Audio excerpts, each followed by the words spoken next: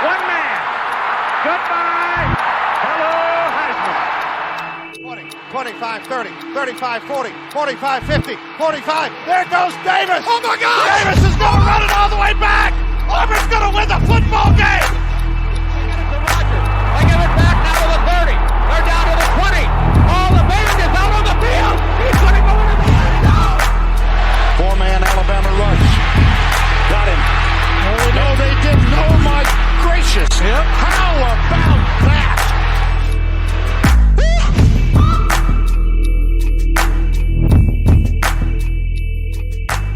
Big Noon Saturday is finally a big noon game.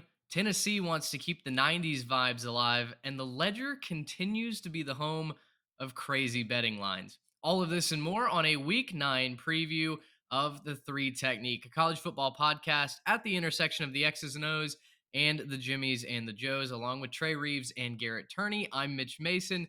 Glad to have you with us for another crazy week of college football action.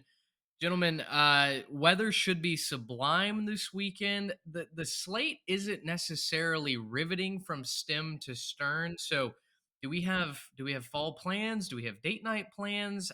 Maybe this is a Saturday to take a window of time off.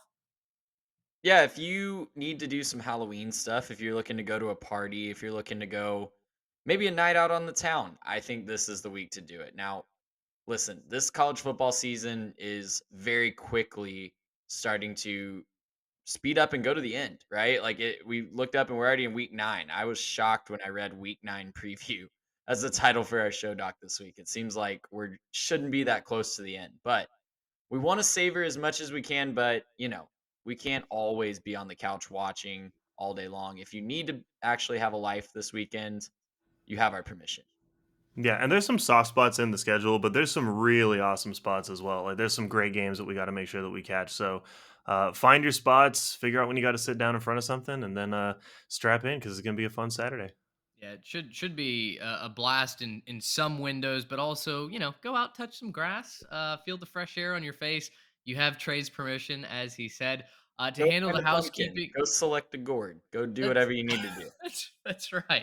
That's right. Go take a picture with a gourd and a loved one, and maybe that'll be a great weekend.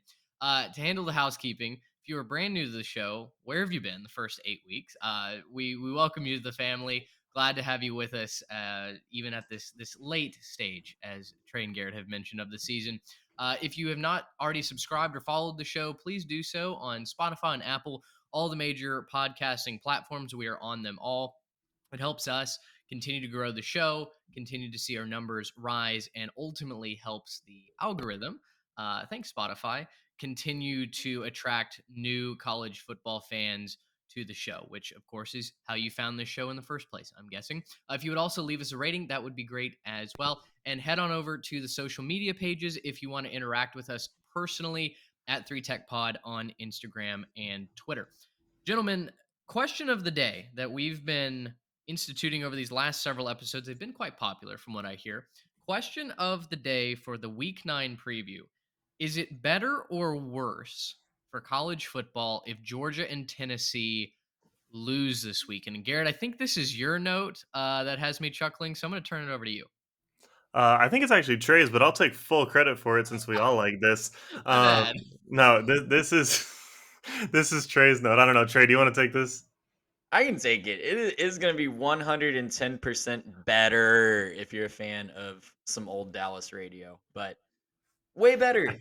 Like anytime we get a top 3, top 5, top 10 team that goes down, that's better. You can talk about a narrative of season. Obviously, that would be horrific if you were a Tennessee fan or a Georgia Bulldogs fan, but if you're just a I love college football person like us, that's always better. We can talk about how it affects the playoff. We can talk about how it just kind of throws things into a tailspin. Always better for me. I love the unpredictability. I hate when we can kind of see 3 or 4 weeks out. Oh, yeah, we can pencil in all 4 of these teams to the playoff, and it's pretty much done with 3 or 4 weeks to play. I hate when that's the case. If we could get something, a wrench in the plans, if we could get, a big upset in Jacksonville or a big upset in Knoxville this week, obviously it's not great for those fan bases, but I would absolutely love it. Right. I think it's better if it's Georgia going down as opposed to Tennessee. I still think kind of having a little bit of variety is nice. And, Georgia being the reigning champs, you never want to see it twice in a row unless you're a Georgia fan, like we were just talking about. But no, I think it'd be kind of fun to see Tennessee keep it rolling. Obviously, they got the exciting players and, the big story with the Bama win. So, it'd be fun to kind of see them keep rolling. But yeah, let's watch Georgia go down to the hated rival and see if maybe that gets a little more interesting and makes the conversation a little bit more fun. We'll get into the games specifically here in a minute, and I think Kentucky and Tennessee, they're one of our headliners. Georgia, Florida, they're one of our main screen games. It's a rivalry game. Weird things happen. Piggybacking off of that, which team, if only one was to lose, which team is more likely to lose here? Trey, apologies for stealing your line there, your thunder. I'm gonna let you start here as part of my penance. More likely to lose, I think, is Tennessee, and I'll break that down why I think that when we get to that game. But I know they have all the hype. I know they have all the pizzazz with their offense, and it's been great. But Kentucky's going to be a really interesting matchup for them, and there's a little bit of a look ahead spot with them having Georgia right after Kentucky. So Sure. I'll say Kentucky's more likely of those two. Man, that's a tough question. I don't really think either team has much of a shot right now at losing these games this weekend. If I just had to pick, I'd say maybe Tennessee, but I mean, it's like saying, is lightning going to strike twice in the same place or three times in the same place? It's just not going to happen.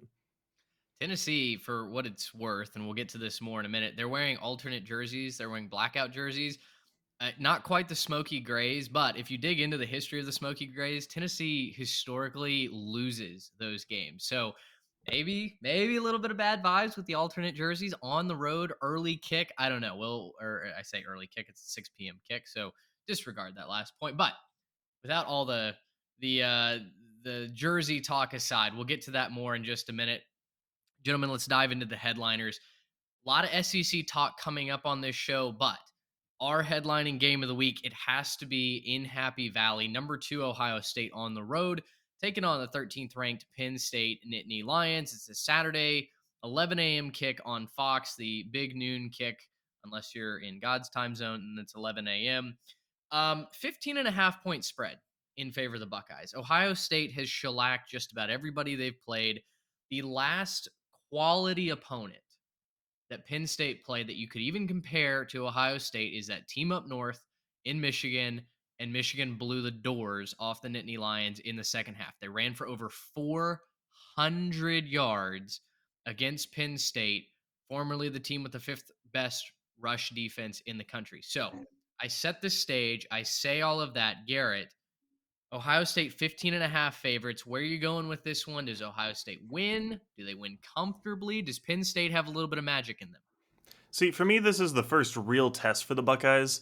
It's an away game, team that's actually competent, I think, across the board, not just has, good aspects of the team. They played Iowa, but their offense is so putrid, it's almost not even worth mentioning that they have one.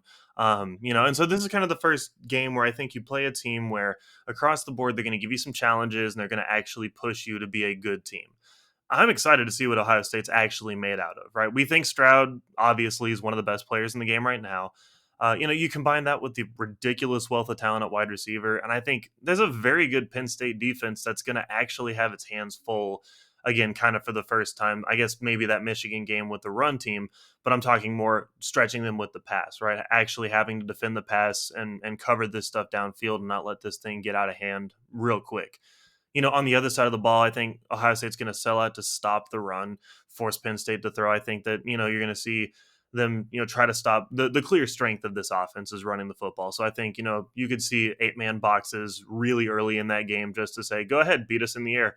We don't think that you can. You see a couple drives stall out for Penn State. There could be some issues. It might not surprise me to see them panic with Clifford and then maybe give Drew Aller a series or two, see if he can spice it up. Not saying they're going to go to the backup, but it certainly wouldn't surprise me if they got down, 14 or 21 early. None of that should end up mattering. I think Ohio State wins this one extremely comfortably. Again, they're on a crash course with Michigan at the end of the season to see who's going to be, I think, the number one team going into that playoff. So Give me the Buckeyes minus 15 and a half. Pretty comfortable win here for them. Yeah, I'm gonna roll with Ohio State too. 15 and a half is a pretty big number, especially going on the road to Half Deep Valley. If this was a night game, if this was the whiteout game, I think I'd be way more inclined to take Penn State. But of course, our college football TV overlords at Fox gave us this at 11 a.m. So eh, I don't know why we're putting this big of a matchup at 11 a.m. I know that we're trying to spread it out, and I like that it does give us something to watch in this time slot. But man, it's kind of a letdown to not have this as the whiteout game with all those fans going crazy. So I think the only thing that could throw a wrench in this plan is that Ohio State really seems to like giving up defensive touchdowns to other teams. It seems like every time I turn on a game, CJ Stroud has fumbled or thrown a really bad pick six. The Yep. other team is just sprinting the other way. That was the main offense for Iowa last week. But yeah, I think they've shown that they can overcome that. And they've shown that they really don't like playing close games since that Notre Dame game. You know, it hasn't been the most competitive schedule, but they've all been very, very comfortable wins that have pretty much been put away by halftime. So I'm not seeing Penn State as a team that has the athletes or has the scheme or has the difference makers at important positions like quarterback, like a game breaking wide receiver, like, they have good running backs, but not Heisman caliber running backs like a Michigan or like a, team that they'd face in the playoff. Not seeing them have the individual players that can make this a problem game for Ohio State. It might be close for a half, but I think Ohio State pulls away in the end. Mitchell Tinsley and Nicholas Singleton would like to have a word They're good. They're good about not running being backs. star players. They're good running backs. I'm not saying they're not star players. They've been fantastic this season. But we saw what happened when you go up against a more complete team and your best weapon is in the backfield. We saw what happened when they went up against Michigan. So, yeah, I mean, when your best weapons are in the backfield, you don't have a difference maker at quarterback or at wide receiver, and you're going up against a high octane offense like Michigan, like Ohio State, it just doesn't usually end well. I will say this Ohio State defense, led by Jim Knowles, the defensive coordinator who came over from Oklahoma State. What does he do better than almost anybody in the country? He dials up blitzes and he gets your quarterback off his spot. Listen, Sean Clifford's woes over the last 6 years are well documented. I wouldn't necessarily say that we're Sean Clifford haters, but we're not believers either.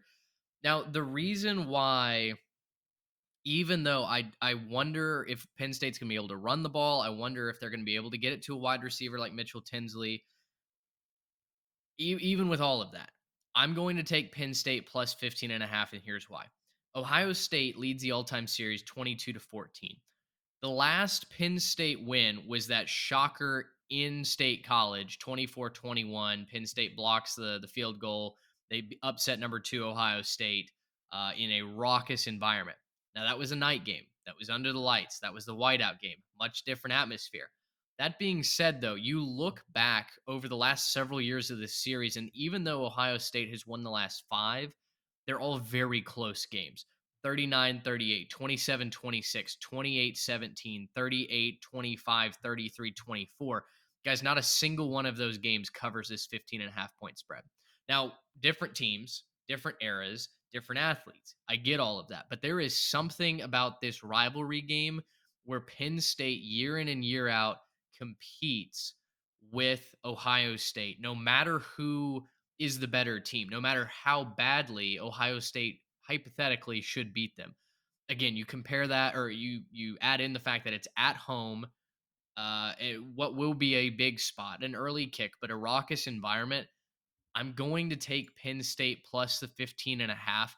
Trey, like you mentioned, Ohio State loves to turn the football over. They haven't really been challenged by a great defense, a great pass rush so far this season, other than Iowa, and Iowa got a defensive score. They made CJ Stroud uncomfortable all throughout the first half until that defense just got so tired from being on the field for 55 of the 60 minutes that they wore down.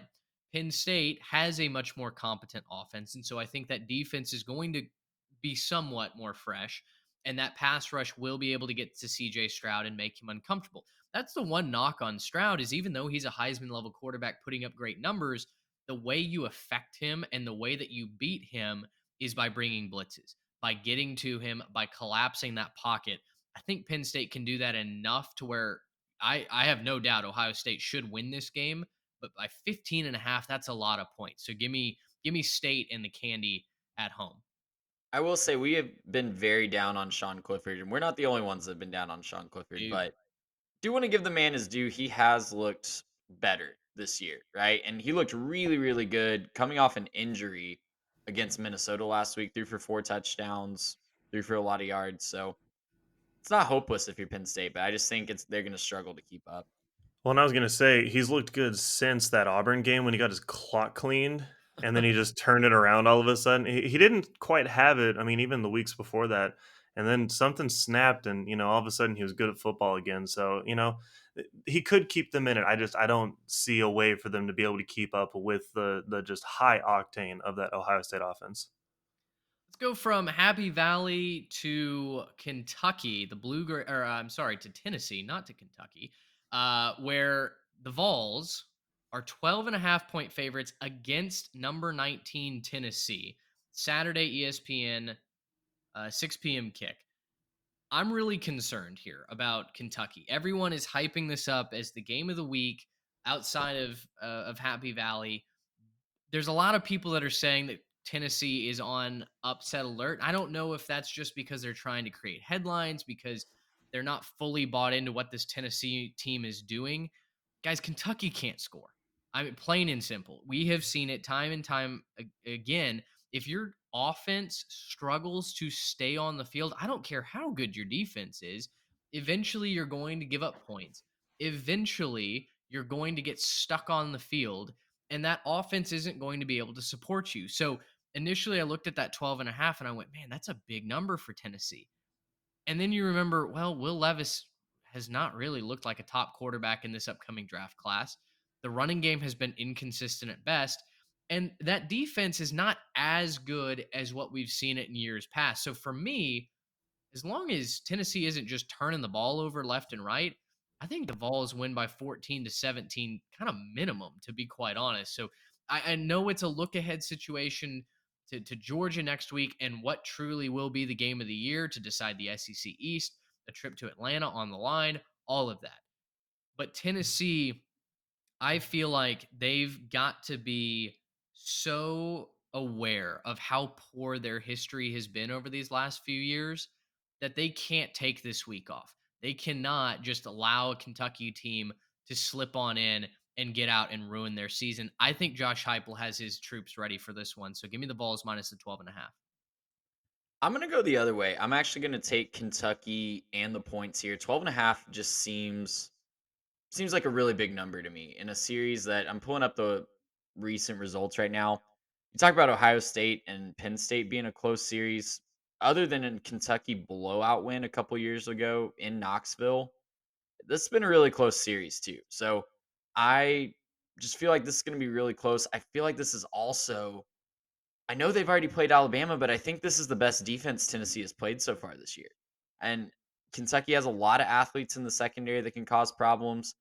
Typically, they haven't been the best at stopping the run this year, but what they have been really good at is containing opposing quarterbacks and containing um, scrambling ability of those opposing quarterbacks. So I wish I could remember where I saw this on Twitter so I could give you a shout out for posting this. But in Tennessee's games this year, Hendon Hooker averages about 50 yards per game on scrambles, not design runs, but play breaks down and he takes off and runs. Anthony Richardson at Florida, really similar line to Hendon Hooker, but Kentucky held him to under 10 yards on scrambles. So I think that's the key to Kentucky. It's twofold. On defense, they have to contain Hendon Hooker. They can't let him extend drives with his legs when the play breaks down because they've got athletic corners and athletic safeties that can cover these Tennessee receivers. But if Hendon Hooker's running wild and free when the play breaks down, it's not going to be a good day for the Kentucky defense. On the other side of the ball, Will Levis has to take care of the football. The last time that he had a game where he didn't turn the ball over was all the way back or actually, you know what? He had a fumble against Ole Miss. Last time he didn't throw an interception or have a fumble was against Northern Illinois, and that was probably their best offensive output of the season. So if he can take care of the football, if they can contain Hendon Hooker, I like them to keep this close, and I like them to actually maybe have a chance at the upset in the fourth quarter. But Tennessee should win this one. There will be a look ahead factor, but I think Tennessee comes out on top. Yeah, for me, Tennessee, this is my stone cold lock of the week. So go ahead and lock that one in. Yeah, this one's super easy for me. Do we believe that Tennessee is more the team that beat Alabama, or do we believe that Kentucky is more of the team that just found their pulse? Right? Because it seems like Kentucky this whole year, we've been disappointed in them, disappointed in the production, and all of a sudden they have a matchup with Tennessee, so we think they're going to get up for it because they've had what, like 1 or 2 weeks in a row where they've actually looked okay. That doesn't hold water for me personally. I think this is a bad day to be a Wildcat. You give Neyland Stadium a blackout game. And I know you're talking about the little grays and whatever, and they lose in the grays. Well, this ain't gray. This is black, right? It's a blackout game. Everyone's going to be excited. It's a night game. I think you just kind of have to read the room with this one. If you're a fan of this team who's number 3, you've already beaten your big rival, you've got a chance at beating Georgia, you have a real chance at making the playoff for the first time in a while after a drought that, I mean, frankly, has gone on for too long, given the fact that it's Tennessee. Combine that with the quarterback who is on a crash course for the Heisman Trophy. He's thrown what, one pick all year. He's got like a 190 rating right now. He's playing insane football. You were talking about his ability to scramble and how, maybe Kentucky can press that up. The way you can contain a scrambling quarterback is by dropping your safeties down and keeping them close to the line of scrimmage. If you do that, you're going to see another 5 touchdown wide receiver performance somewhere because, it's going to be an ugly day for the Wildcats. I think that could happen anyways. I think he's going to get to do what he wants to. The eyes of the nation will be watching this game. I just kind of have a feeling it's going to be more of a, oh, shoot, Hendon Hooker's for real. If you didn't catch him last time, no, he's for real. He's that guy. So I'm locking this one in. This one's easy for me. I really like this as a Heisman continuation, as a run for the playoff berth, and it sets up that huge matchup with Georgia as well. Yeah, feels like 98. I think we're gonna have plenty more pictures of Tennessee players smoking stogies with old Peyton Manning. So I think hopefully that stays on track. I personally want Tennessee to continue to get some of their season. I'm not necessarily saying they have to win the national championship, but I think them having this resurgence honestly has been one of the more welcome storylines of 2022. Let's go to the Big 12. Number 22, Kansas State. They host the beaten, battered, and bruised Cowpokes of Oklahoma State. Number 9 ranked team in the country. Saturday, Fox, 2:30 p.m. is where you can find this one. I want to believe in Oklahoma State, but oh my gosh, they're down so many players. 10 starters from opening day are done for the year with injury. That is just brutal. And yet, still, they keep finding ways to win this game. They keep finding ways to outperform expectations. Other than the TCU game, they haven't stumbled. They should have won that game. I don't really have any analysis behind this, but goodness, they've got some redemptive tour vibes going to Dallas, trying to lock up another Big 12 championship berth. Give me Oklahoma State plus 1.5. Lucky dog of the week. Kansas State has their own injury questions with is it going to be Adrian Martinez? Is it going to be Will Howard at quarterback? What's the status of Deuce Vaughn? Can he go for a full load during the game? Is he going to be on a pitch count?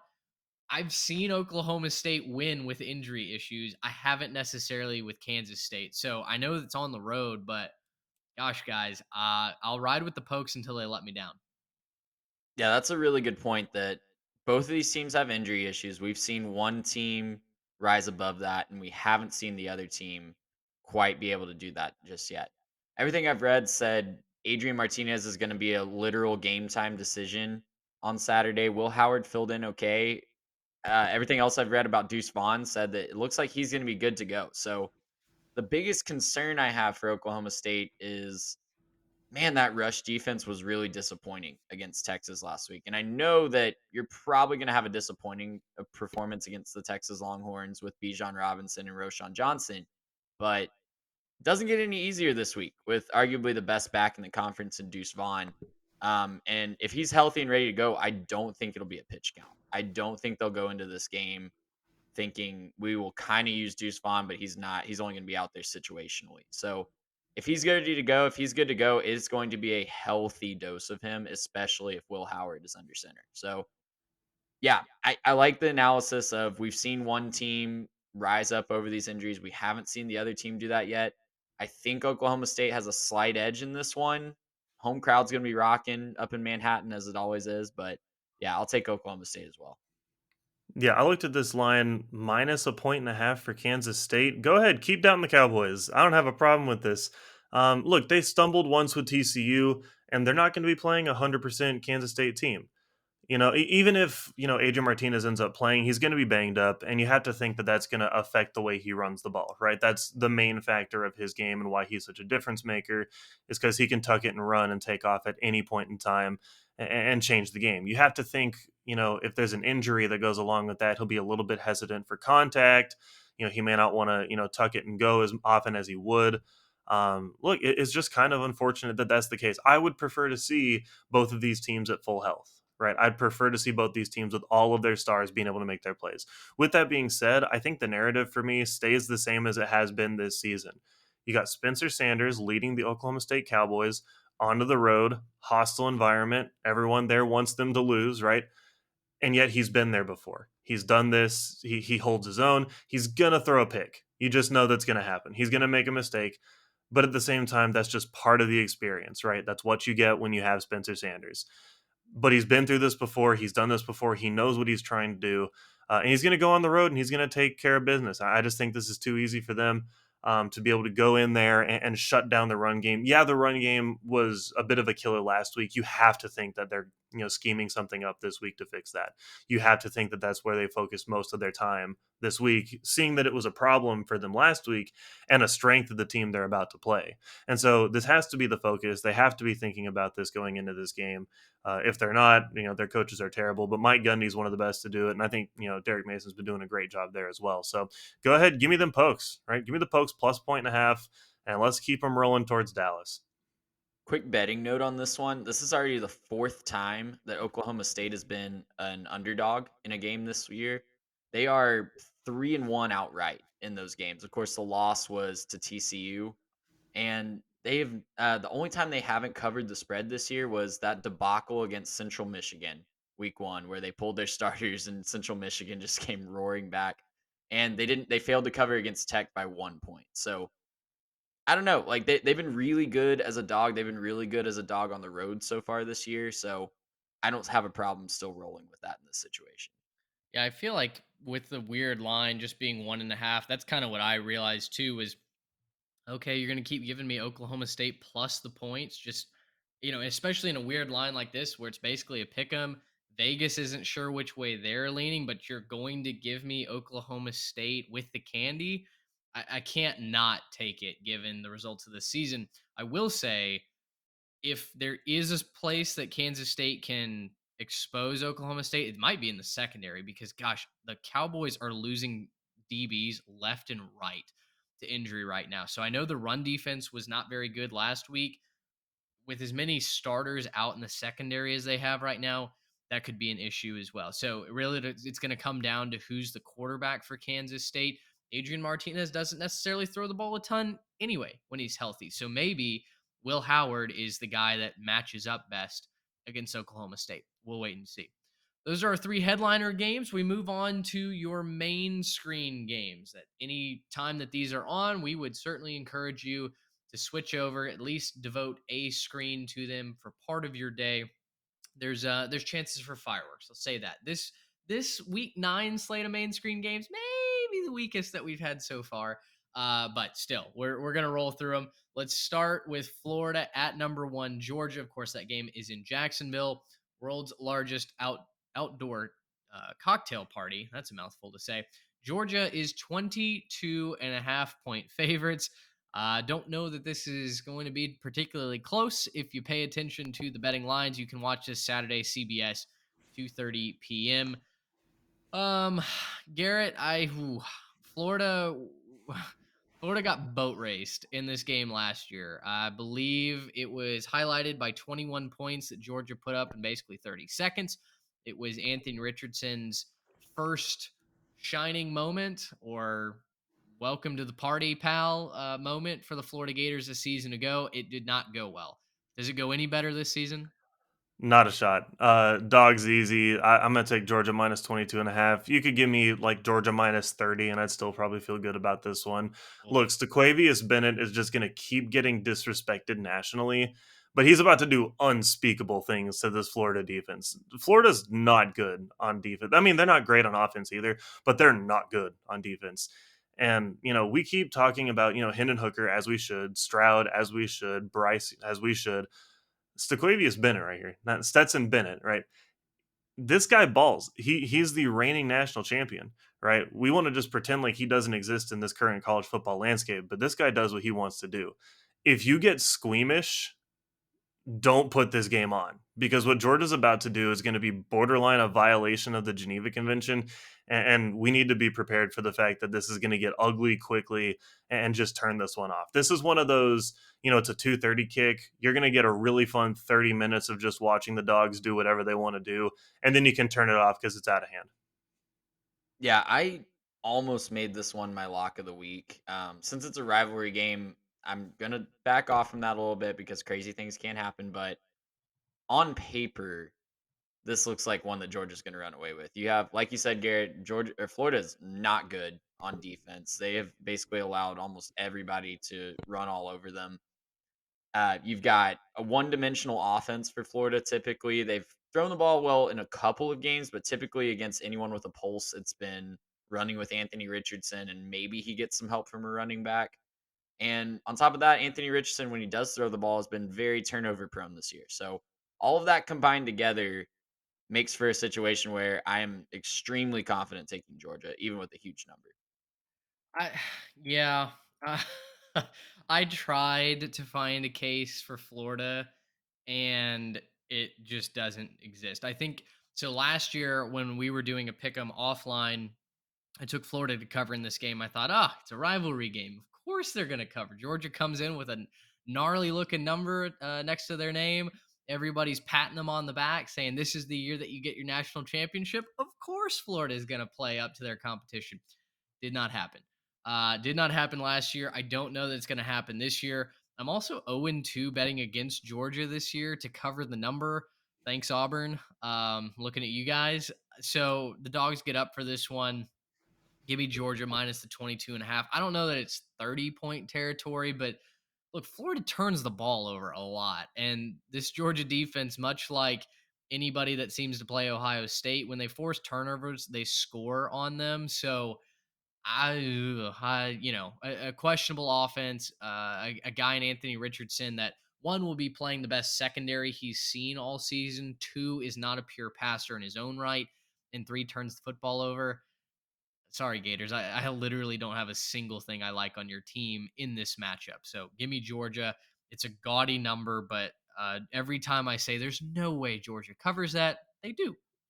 If anyone still has Anthony Richardson in the first round of the NFL draft after this weekend, I would love to see their credentials because that dream seems to be fading really fast, and I think it's going to take another hit this weekend.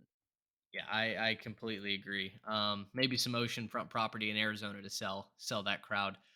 Let's go to the group of five. And guys, with maybe a weaker slate in the Power Five stretch, that means that I dug into the conference standings in the group of five, and oh boy, there are some juicy matchups with real conference championship implications. Let's go to the American.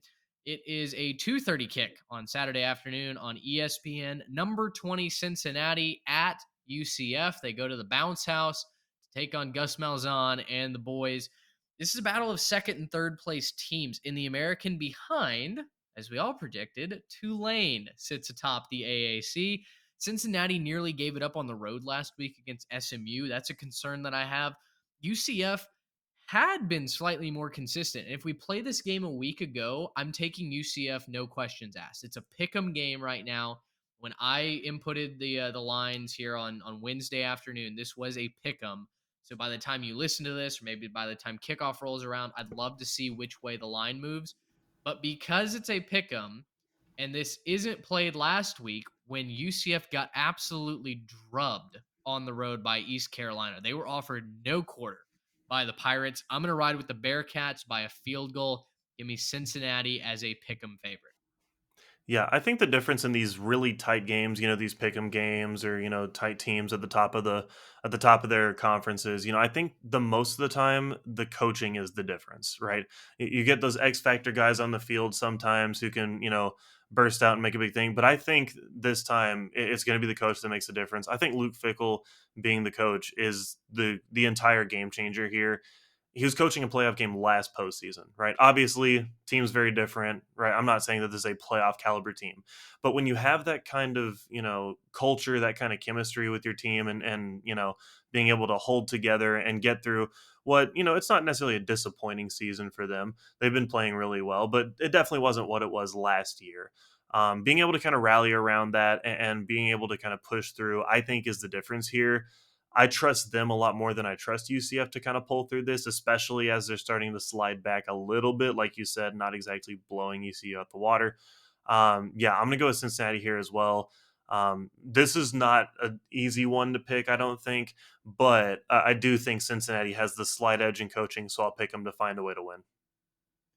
I wrote down Cincy, but it's more fun when one of us disagrees, so I'm going to switch it real quick. I'm going to take UCF here. It seems like Cincy's kind of due.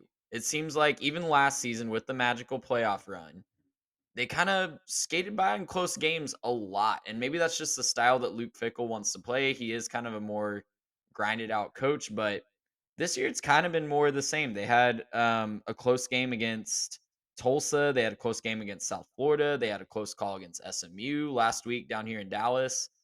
I think they're kind of due for a slip up. It's been a while since they've lost a conference game. I don't know. This seems like one to circle. If they are going to slip up, it would be this one. Look, UCF looked pathetic last week against East Carolina. I do actually think East Carolina is really good.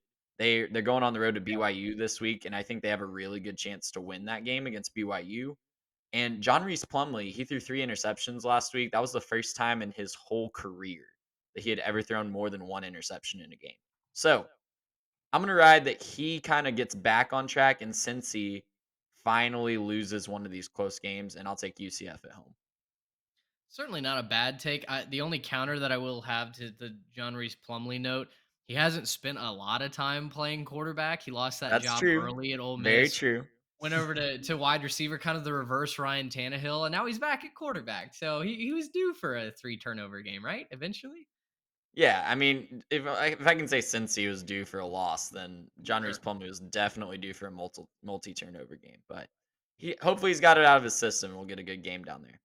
I love the culture that Cincinnati has. They lost everybody from a season ago, right? All your difference makers that got you to the playoff, that were the brand name guys that you saw on, features on ESPN and College Game Day. They're all gone. They're all playing in the NFL this season. And yet Ben Bryant, who started at Cincy, transferred to the factory at Eastern Michigan, who we will talk about next, and then back to Cincinnati.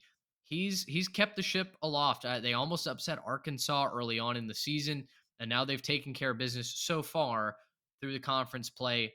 Very tight games, very close games, albeit, but I think it's a tough environment going to UCF. We've seen explosive offenses from the Golden Knights. They had the space game a couple of weeks ago. They absolutely decimated. I can't even remember who they put. Was it wasn't Louisville? I've forgotten who they played that night. But anyway, at home, UCF is very impressive. Would not shock me if they win this, but I'll take the more consistent team, I think, in Cincinnati. Let's stay in the group of five. And let's go to one of the most electric college football venues this Saturday night. Gentlemen, we are going to the Factory. Eastern Michigan hosting Toledo. The Rockets, 7-point favorites. Saturday, ESPNU, 11 a.m. kick. This is a battle atop the MAC West standings. You had Buffalo and Toledo a week ago. That was a battle for the top of the MAC, right? Buffalo, top of the East, Toledo, top of the West. Toledo had it. They turned it over 6 times and spit the bit late in that game after leading early. Eastern Michigan got pummeled 2 weeks ago against Northern Illinois. If you remember back to our Ledger picks, I took Ball State because of that. I didn't think Eastern Michigan would bounce back. all they do is come back and overcome a 10-point deficit in the fourth quarter to win that game outright, knock off the Cardinals. Eastern Michigan, they don't really score, and their defense isn't all that special, right? The Eagles aren't a team that does any one thing really well. But if you take Eastern Michigan, I'll say this: it's going to be because the factory is expected to be kind of lit. It's supposed to have a great crowd, a fun environment on a Saturday morning. That being said, though, I think Toledo is the top team in the West for a reason. That offense is a lot of fun to watch when they're not fumbling it left, right, and center and throwing late game picks. I'll take the offense to rebound. I don't feel great about it, especially covering a 7-point spread. I don't know that Toledo wins this by multiple scores, but give me the Rockets to stay atop the MAC West after a date with Eastern Michigan. I'm not gonna lie to you guys. I have no idea on this game, so I'm gonna roll with the dog at home. I'll take Eastern Michigan. Yeah, it seems like their offense definitely likes to sputter, and they don't like to put up a ton of points. And when Eastern Michigan gets beat, it is not close. But they do have a tough team. They do have a tough culture. Like you said, the environment's gonna be pretty nice. So I'll take the dog at home. Yeah, I think this crowd plays into this more than we want to think. In this case, we like to think of these, smaller schools as not being able to have that big of a home environment that'll affect it. But this is a Toledo team, to your point, Mitch, what you were saying. They just turned the ball over 6 times, right? That says more about you than your opponent, I think. Now you can have a great opponent that you're playing and a good defense. You turn the ball over 6 times, that's a you problem. I think coming off the back of that, they're going to be focused on it, but that still is something that they have to worry about. I think Toledo wins, but they escape. So I'm going to go ahead and take Eastern Michigan to cover this 7-point spread and keep it real tight and real fun towards the end of it. I love the factory. I love the gray field. I love the brand that Eastern Michigan has, and yet somehow I just can't talk myself into taking them against the spread this year. This is the third time that I will have bet Do against the it. Eagles. I believe I'm 1-1 so far. I was expecting to be 2-0 after last week, but looking at you, Ball State, you let me down. So maybe, depending on how this game shakes out, maybe that's the prime time event in the state of Michigan, or you could go across the state and find little old Michigan State taking on the fourth ranked team in the country, the Michigan Wolverines. Guys, this should be much like Florida, Georgia. This should be appointment viewing, right? And in years past, no matter the rankings, no matter the record coming in, Michigan State has given Michigan all they can handle. It is common knowledge. Jim Harbaugh struggles to not only cover the spread, but just beat Michigan State outright. You talk about them being little brother. Hey, how about you try beating them in a football game every once in a while?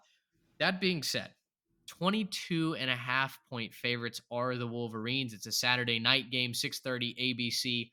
It's at Michigan, not in East Lansing, where I think Michigan State could be a little bit more dangerous. Sparty ain't good, guys. Rivalry aside, Sparty is not good. So I think Michigan runs them back to Thermopylae this year. Jimmy gets the Michigan State monkey off his back.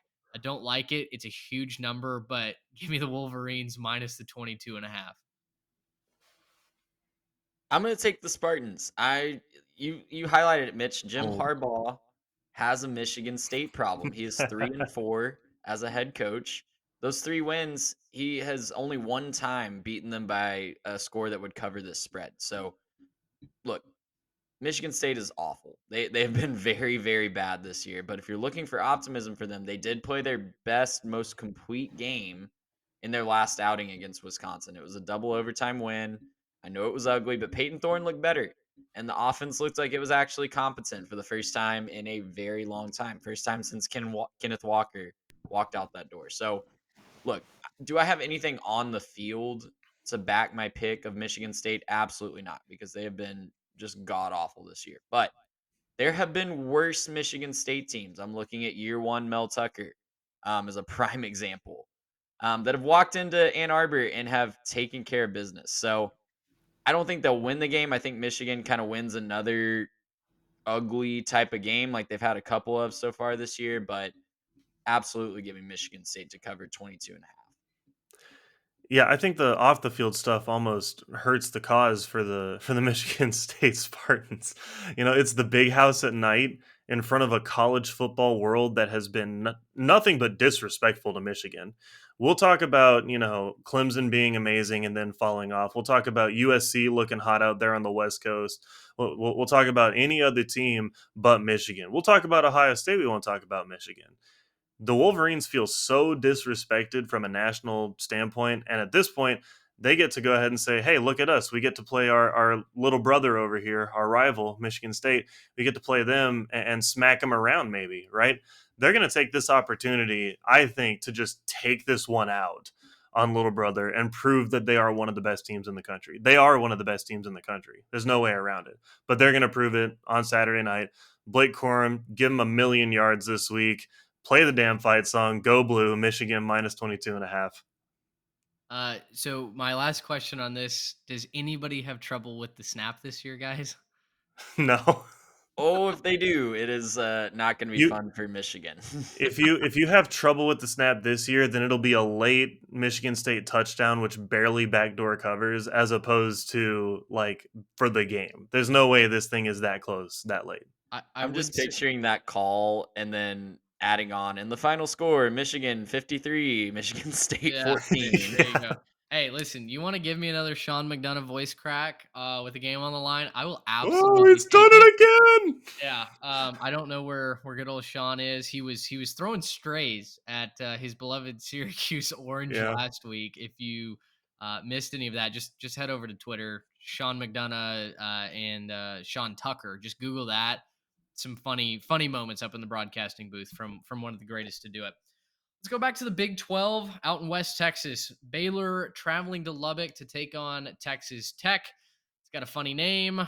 This game every single year. Texas Tech 2.5-point favorite. Saturday, ESPN2, 6:30 p.m. I'll turn it over to you guys. The good old butt bowl, baby. Butt bowl. Always one we circle on the calendar. Oh yeah, circle the butt. Yeah, absolutely. Always circle the butt. So, Woo! um, yeah, I made my prediction on Sunday. I'm not backing off that prediction. Texas Tech is my stone cold lock of the week. I've been beating this drum since the offseason, guys. Baylor, they have not beaten a team with a competent offense yet. Their wins have come against teams that are not competent on offense. Albany, BYU, Texas State, and Iowa State, and Kansas with a backup quarterback. So, and sorry, I said they beat BYU. They actually lost to BYU, a team I was that gonna we have say. seen, Wait a That is minute. true. team that we have seen does not have a competent offense. So, give me Tech, give me all the excitement, give me all the points that they're going to score. And I just don't think Baylor can keep up. I'm just not confident that Baylor can keep up with a competent offense. Yeah, you love to see butt bowl on the calendar. It's just the best. This is the greatest rivalry in the state of Texas that's currently being played. You combine, a Baylor team I think they're moving in the right direction. I think they took some steps last week, kind of getting back on track after that disappointing loss, but they struggle away from home. They're going to go play a Tech team that seems to have found something with their quarterback. They seem to have figured that out. They're playing well for the first time in a while, finally giving fans a chance to show up and have something to scream about. I said earlier it was a bad day to be a Wildcat if you're playing Tennessee. It's a bad day to be a Bear. Go ahead and give me Tech minus 2.5. If I could lock in 2, I'd lock this one as well. Yeah, I don't think Tech being the favorite is a mistake here. You guys hit on a lot of great points. Baylor is 1-2 on the road this season, and their defense has just not been enough of a difference maker to make up for the fact that occasionally that offense goes MIA. They did lose so many game-changing players last year on both sides of the ball, and I think it's bit them this year. Tech is also 4-0 at home. They get Baylor at home. Make it 5-0, guys. Give me Texas Tech minus 2.5. Baron Morton in his 2 starts so far this year and so far in his career, he's thrown for a combined 704 yards, 4 touchdowns, and 1 interception. So, Sure, that's good. yeah, amazing numbers. Amazing numbers. There's a school down in the southeast part of the state that would love to put up those numbers in a couple of weeks for sure. Speaking of which, guys, we got to talk about it. Natural transition. Number 15, Ole Miss, 2-point favorites in College Station at Texas A&M. The Aggies are 3-4 and under 500, I believe, for the first time since, what was it, 2013? Is that right? Saturday, SEC Network, 6:30 p.m. If you really hate yourself and want to watch this game. Um, Fellas, it's not pleasant in College Station right now. Look, if you live under a college football rock, there are some issues within the program. Three freshmen, or actually reportedly four. We know three true freshmen have been suspended indefinitely, and a couple of them might even leave the team. Denver Harris, PJ Williams, and Chris Marshall for violating team rules. A lot of rumors flying around. Nobody actually knows what has happened, so I'm certainly not going to give the trolls any of their due by reporting their rumors. But that being said, issues abound at Texas A&M. They have no offense to speak of. They are one of statistically the worst teams in the country from an overall perspective. That defense is playing well, but they have nobody on the offensive side of the ball that's scoring points consistently. Texas A&M has not scored more than 24 points in, I believe, almost a calendar year offensively. It's not a pretty scene for Jimbo and that team. So, with all of that said, my personal grading rubric when it comes to college football, I don't care how good your defense is. If your offense is a liability to the point where you don't know where more than 2 touchdowns are coming per game, I can't bet on you. So Ole Miss minus the 2.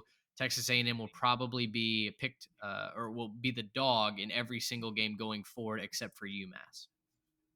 Yeah, I don't know what Vegas knows for this to only be a 2-point spread. I Like, know. to be honest, that kind of shocked me. I think it opened at 3.5, and it's been bet down to 2. So a lot of money coming in on Texas A&M, but yeah, I just don't know what everybody's seeing. Maybe we need to pull our heads up and kind of get out of fan mode just a little bit. But there's nothing pointing towards betting on Texas A&M for me.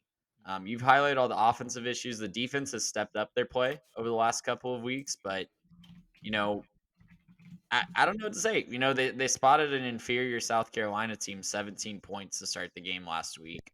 They're playing at Yeah. home, so that's nice. They're back home for the first time in a really long time, but there's just nothing that's going to make me confident that they can score on a non FCS defense and maybe even an FCS defense at this point in the year.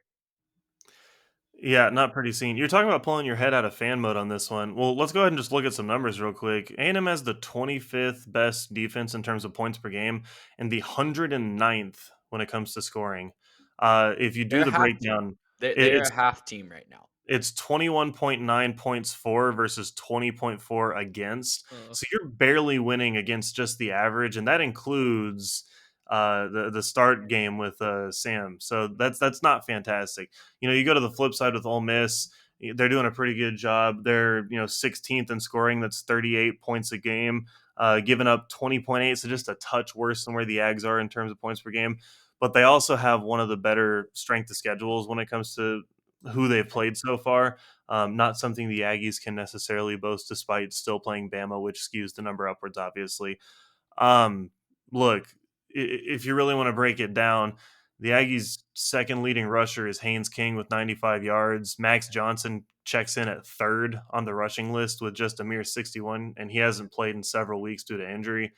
Um, it's not pretty anywhere when you're talking about A&M. If I were to pick the Aggies here, it'd be for two reasons. Okay, the first reason would be they're back at Kyle Field for the first time in over a month, and the fans are going to show up. They're going to be ready and anxious, and they're going to do something so crazy that it makes Ole Miss make mistakes. Right? You could see that happen. That wouldn't shock me that a crowd could affect a game like that.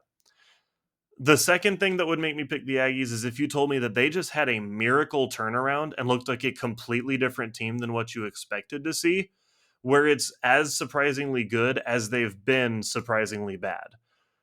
Anything can happen, I guess, but I'm not going to count on something like that. It's going to take a miracle for them to look like anything competent. I'd pick almost anyone here to beat A&M at this point. You could put any blank face team across, and I'd still probably say A&M can't score enough to keep up with stuff. So give me Ole Miss -2. It hurts my heart to say it, but yeah, that's just kind of what it is right now for the Texas A&M Aggies. Gosh, what are we talking enough about? What could be a college football favorite UMass Minutemen walking into College Station here in a couple weeks. No, I kid. But it is dire straits. Do And you?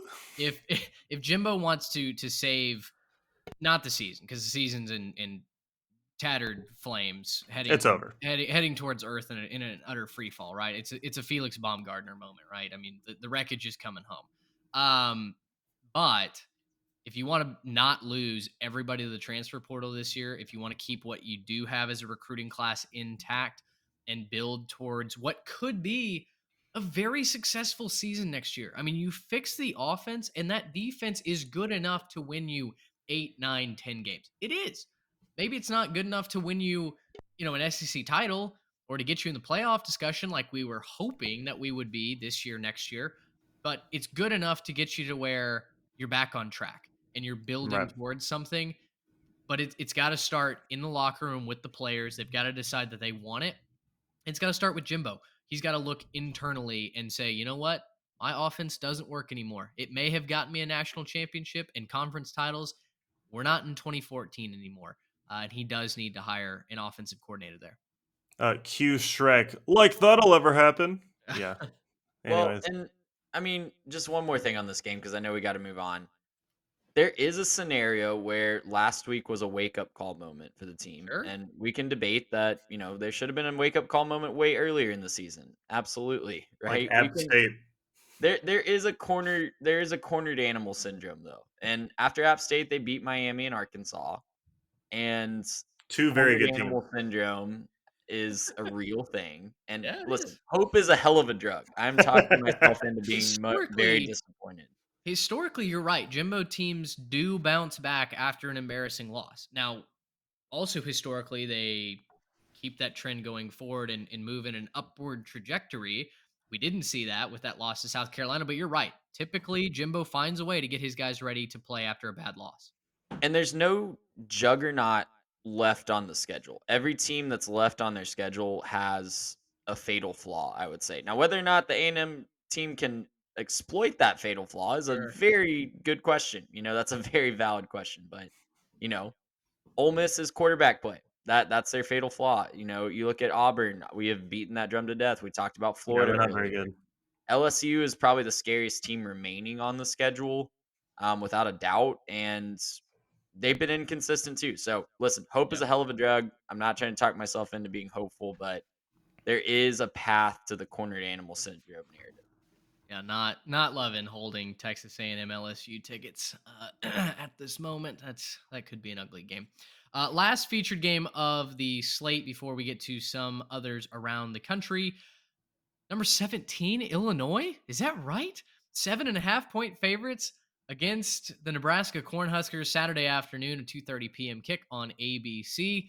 It's the year of the Illini, baby. It's like Juice has returned with the magic out there in Champaign.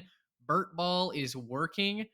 He continues his march to Indy. Garrett, I know you're about to rain on my parade, but Illinois minus 7.5, my stone cold lock of the week. Count me a believer.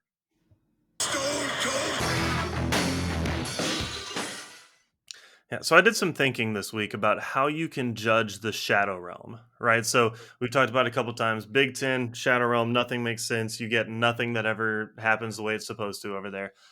Here's how you should judge the Shadow Realm. Number one, take a big step back. Number two, take a deep breath. Number three, completely guess, completely random. And then number four, state a football reason and then a non-football reason. So with that being said, I'm going to pick Nebraska plus 7.5 because of the pass game and the fact that people are putting up Christmas lights this week and it's not even Halloween yet. Fair. Okay, yeah, I It's as mean, good of a reason as Taylor Swift dropped an album there for Wisconsin. exactly, yeah, Good and point. Good point. I was kind of surprised that the line was this high in favor of Illinois. Like I Yeah. was expecting this to be a closer line. I was expecting Illinois to be favored, but more in the 3 to 3.5 range on the road in Lincoln. So yeah, I don't know. It's the Shadow Realm. That's all you can really say about this one. Every time we think that we found a front runner, every time we think that we found a team that's going to run through the rest of their schedule, they slip up to a team like Nebraska. So the smart move, I think, would be to take Nebraska Until Illinois shows me that they're going to make that same slip up, I'll keep riding with Illinois though. Yeah, welcome aboard. We've jumped off the Purdue bandwagon. Well, first it was the Minnesota bandwagon. The ship sunk. We stopped rowing the boat. I joined you somewhat on the Purdue bandwagon as far as I think they're the favorites. Aiden O'Connell fell apart. The defense stopped stopping people. And now we're here at Illinois. So we are truly just making our rounds around the Shadow Realm. And I'm happy to be here for this week.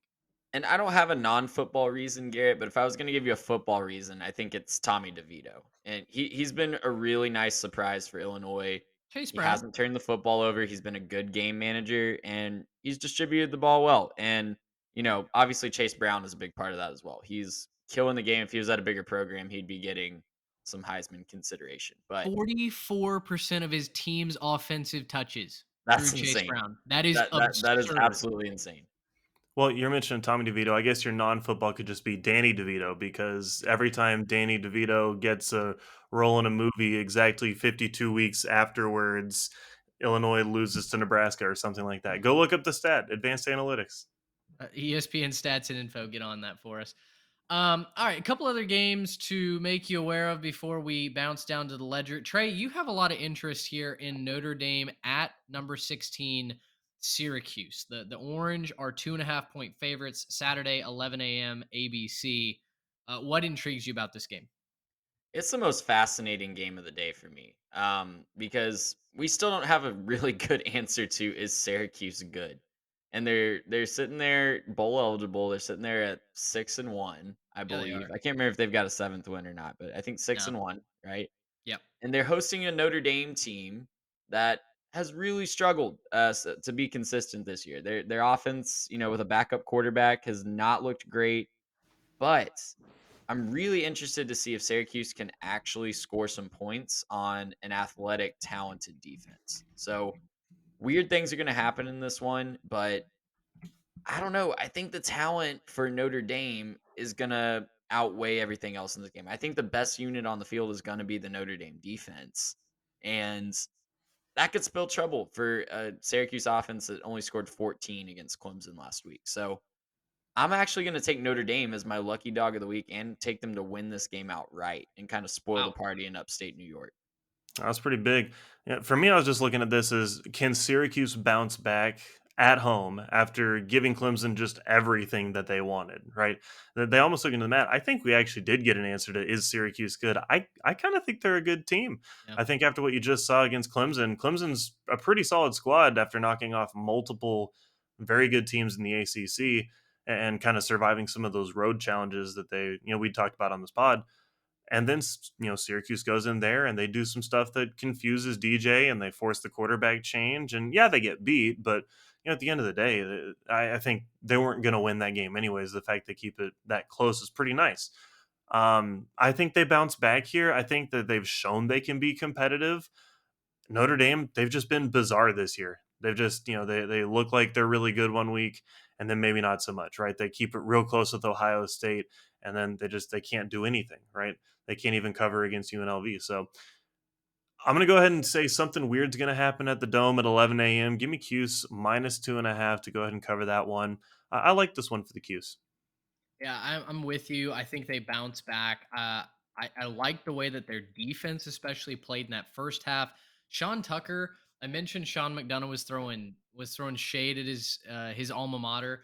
Said that Sean Tucker came out of the witness protection program on one of his few touches a week ago.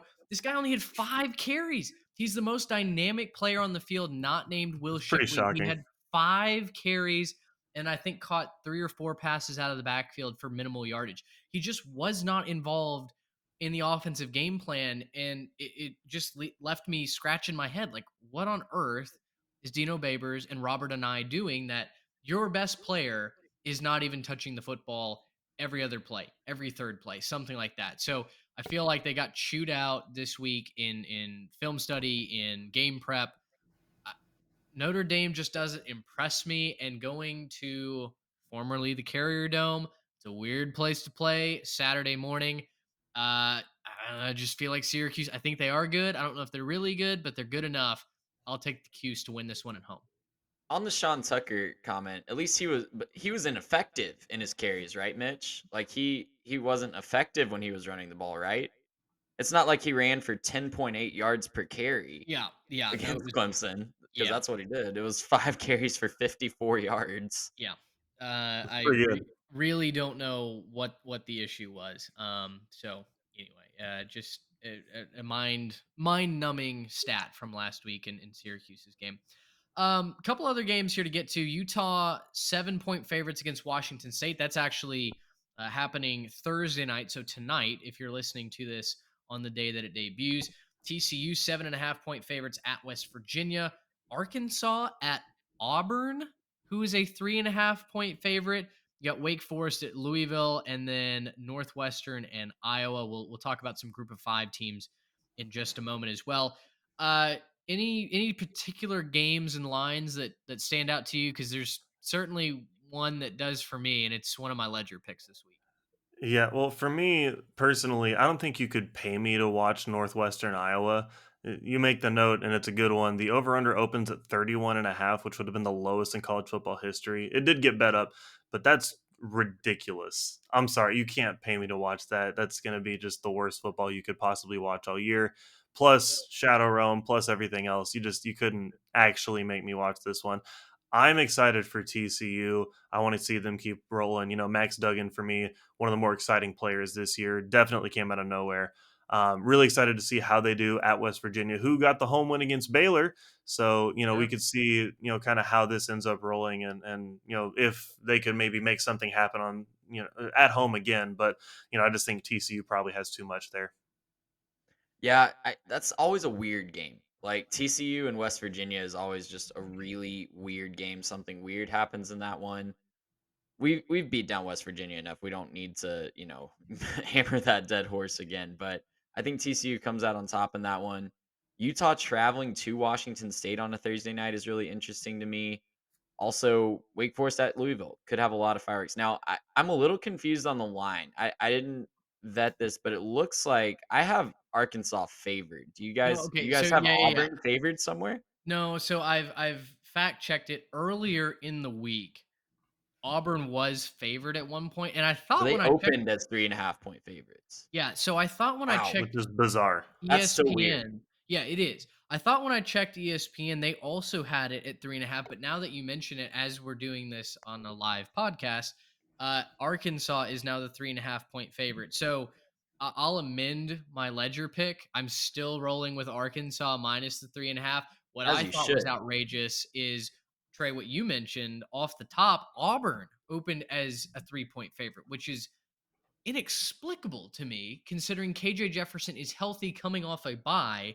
And what has Auburn done to impress anybody this year? So I like the Hogs to continue at least moving forward in their season. Look, 4-3, it's not gone the way they wanted to. I think it's gone much more according to our projections. It was a brutal opening stretch, but they're going to beat teams like Auburn. And I think they do it relatively comfortably. We're also waiting for Brian Harsin to get fired. I mean, it feels like each and every week is an opportunity for them to let him go, and yet they haven't so far. So maybe this is the week. I don't know. But Auburn is only 2-5 against the spread. Give me Arkansas minus that number for sure. Yeah, no complaints from me. I think Arkansas rolls in that one. All right, so we've got the note on Northwestern Iowa, hilarious note there, 31.5. I hope we get a 10-9 finish. That would be just absolutely sublime. Immaculate. I Uh, hope we get a Frank Beamer raising his arms at 0-0 as we go to overtime. Sure, that would be great. Group of five games to keep your eye on. Trey, you talked about one of them earlier. East Carolina at BYU. The Cougars are 3-point favorites, but it sounds like you're not giving any quarter to those Cougars. Yeah, I'm taking the Pirates. I mean, I was really high on BYU, and they have completely proven otherwise this year. And the Pirates look really good, dating back to the beginning of the year when they gave NC State all they could handle Yeah. with Devin Leary. So I think the Pirates are good, and I think they get bowl eligible this week in Provo. UNT at Western Kentucky. The Hilltoppers 10-point favorites, and then Coastal at Marshall. Marshall 2.5 point favorites. I like the UNT Western Kentucky game. UNT gave UTSA all they could handle. In fact, they thought they won it in the last minute down there in the Alamo Dome, but the triangle of toughness, a little bit too tough for the Mean Green. UNT, though, they've had a salty team. Western Kentucky, on the other hand, a very explosive offense. I don't know that the Mean Green and Austin Awney can keep up with Western Kentucky, so I think I'd lean towards the Hilltoppers there. To be honest, Coastal and Marshall, oof, goodness, you never really know what you're going to get from either of these teams on a week to week basis. Marshall has had trouble scoring. Coastal can't stop anybody. Something's got to change there. That's Saturday on the NFL Network, 6 p.m. If you so care Okay. to partake in that. Guys, let's wrap up tonight with our ledger picks. Quick editing to adjust mine. We've corrected it. Arkansas minus the points. Trey, against you, I'm going to take Utah minus the 7 against Wazoo. We've tried to love the Cougars as best we can. They Gosh, don't love us back. they don't love us back, man. They can't score. The Cam Ward experience has not been much of an experience at all. Utah's the better team in every facet, and it feels like they're really catching fire right now. So, despite going up north to the Palouse where weird things happen, give me the Utes minus 7 there. I'm betting that against Trey. Against Garrett, I'm going to give you Auburn. You got to root for War Eagle. I'm sorry. Arkansas minus 3.5 is my pick there.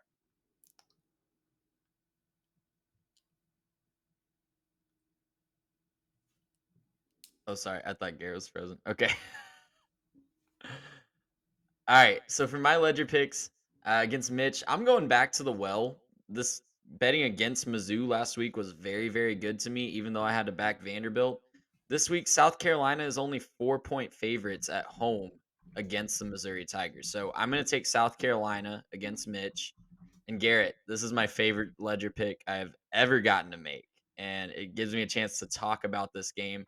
New Mexico State is a favorite this week against UMass at home.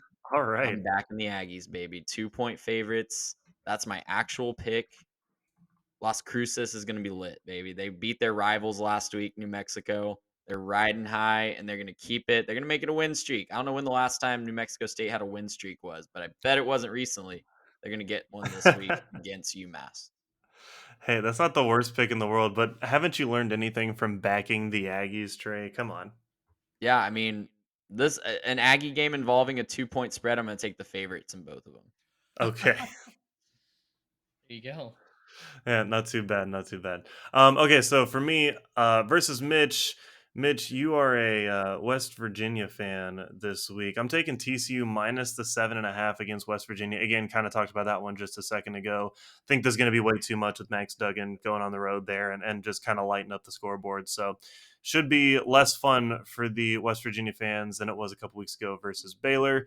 Trey, you get to hold Louisville's hand this week as they get plunged by Wake Forest. Wake Forest minus 3.5. Kind of surprised the line's as low as it is, but as soon as I saw that minus 3.5, I was like, "Oh, yep, not gonna worry about Louisville doing anything like I thought they might have at the beginning of the season." I was clearly wrong and continue to distance myself from that. And so, in an act of continuous distance from Louisville, I will take Wake Forest minus 3.5 against you, Trey. Is Mikhail Cunningham back, or is he like done? Do we know? You mean Malik? Yeah, sorry, Malik Cunningham. He goes back and forth between names, so He That's I very does. true. That's very true. And whatever his he's going dad, by so we these don't days. need to know his name. Yeah, I guess he's done, right? So I don't have anything to hope for. I don't. No clue. Yeah, I don't know. Do you want I to know he's hope in battled. Malik Cunningham? I I know he's mean, battled concussions. yeah. So I was just looking for something to be hopeful for because I Yeah. think Wake rolls in that game either way. Yeah, I completely agree. All right, guys. Well, let's wrap it there. We will see how our picks turn out. I wonder if, the first 8 weeks have given us a fair degree of chaos. I wonder where the chaos comes from this week, if we see it, if it's rather chalky. I know that all of us are rooting for some level of chaos, especially since we just love college football and are loving covering these national narratives as well. Excited to see how the ledger picks turn out. It was a bad week for me last week. Hopefully, I get to rebound. You guys both steered the ship towards at least 500 weeks. So we will update you guys on everything throughout the week. Of course, if you have made it to this part in the show, thank you so much for listening to the full episode. Head on over to our social media as well at 3Tech Pod to interact with us this upcoming game weekend. For Trey Reeves and Garrett Turney, I'm Mitch Mason. Until next time, so long, everybody. Gracious him. How about